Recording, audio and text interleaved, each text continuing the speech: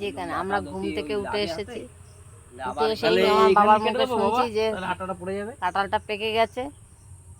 এই যে কাঁঠালটা কাটা রয়েছে। হ্যাঁ, ঘুমে চোখগুলো অন্যরকম হয়ে গেছে ফুলে। এইটা হচ্ছে আমাদের মনা, সোনা মনা। এই যে আমার কে আমার এই যে এখানে কাঁঠালটা এইভাবে কেটে দিল কেন? কেটে দিলে কেন? আটাটা বেরিয়ে যায়, আটাটা বেরিয়ে যায়, কাঁটাটা বেরিয়ে যায়। যার জন্য হাতে লাগালে কিন্তু আবার কেরাসিন দিতে হবে। ও হাতে লাগালে আবার কেরাসিন দিতে হবে? সর্ষের তেল দিলে হবে তো? দাদু বলছে কেরাসিন তেল দিতে হবে। আমার এই যে ঘামাচি হয়েছে, ঘামাচিগুলো কি অবস্থা এখন? ঘামাচিগুলো এই যে মনে হচ্ছে মরা মানুষের মতন টানছে আমাকে।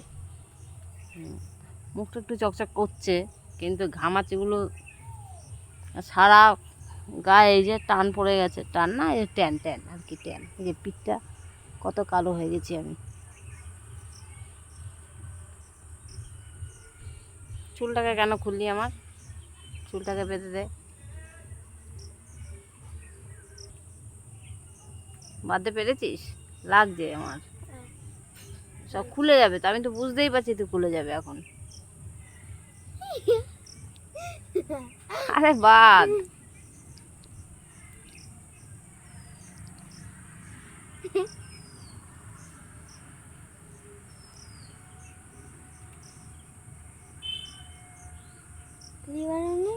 না গো, ক্লিপ নিয়ে আসি। ওটাই তো ভুল করেছি। সবসময় কাঁঠালের আটাটা দিয়ে আটকে দিচ্ছি। মাথাটা নিচু করো, আমি হাতে লাগাবো না। কাঁঠালে আটা দিয়ে চুলটা আটকে দেবে, খোপা করে দেবে? আচ্ছা ঠিক আছে।